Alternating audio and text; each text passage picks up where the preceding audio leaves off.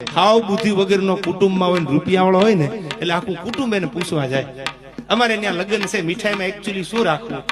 ઈ જાડી બુદ્ધિનો પાછું નક્કી કરે બરફી રાખો ને મોહનથાળ રાખો ને અરે તારી ભલી થાય તારી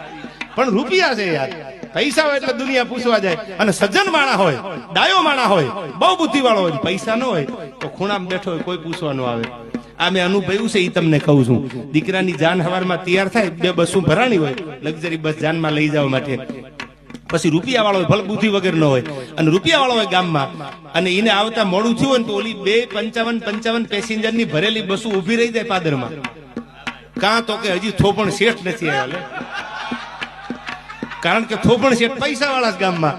મોટા કાલા કપાર ને વાપરી છે થોપણ શેઠ અને જો ગરીબ માણા રહી ગયો હોય તો જાનની 2 ગાડીઓ નીકળી જાય ઓલો બિચારો વાહનમાં ભેળો થાય